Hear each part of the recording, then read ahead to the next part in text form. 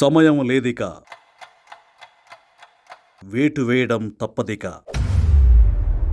భారీ ఉప ఎన్నికలకు కూటమి ప్లాన్. రాబోయే అసెంబ్లీ సమావేశాలే వేదిక. సభకు రాని వైసీపీ ఎమ్మెల్యేలపై వేటుకు రంగం సిద్ధం. కూటమిది పెద్ద ప్లానే ఉన్నట్టుంది. భారీ డైవర్షన్ పాలిటిక్స్ చేయబోతున్నట్టు కనిపిస్తోంది. ఈసారి బడ్జెట్ సమావేశాలను నెల రోజుల పాటు పెట్టబోతున్నారు. ఫిబ్రవరి 12 నుంచి మార్చి 12 వరకు ఏకబిగిన అసెంబ్లీ నిర్వహించాలనుకుంటున్నారు. ఈ అసెంబ్లీ ప్రజల కోసం కంటే వైఎస్ జగన్ ను అనర్హుడిగా ప్రకటించేందుకు పెడుతున్న సెషన్ గా కనిపిస్తోంది. 60 రోజుల పాటు అసెంబ్లీ హాజరు కాకపోతే ఎమ్మెల్యేలపై అనర్హత వేటు వేయవచ్చనే రూల్ ఉంది. దీన్ని ఈసారి తప్పనిసరిగా ప్రయోగించాలనుకుంటోంది కూటమి ప్రభుత్వం. వైసీపీకి ఉన్నదే 11 మంది ఎమ్మెల్యేలు. ఆ ఎమ్మెల్యేలందరిపైన అనర్హత వేటు వేస్తే ఇక జరగబోయేది ఎన్నికలే. అంటే కనీసం 6 నెలల పాటు అదే రచ్చ, అదే చర్చ జరుగుతుంది. ఈలోపు పథకాలు అమలు చేయాల్సిన అవసరం కూడా ఉండదు. ప్రశ్నించే సోయి వైసీపీకి ఉండదు. ప్రజలను ఎంచక్కా ఏమార్చొచ్చు. డైవర్షన్ పాలిటిక్స్ తో కొంతకాలం ప్రభుత్వాన్ని రన్ చేయవచ్చు. బహుశా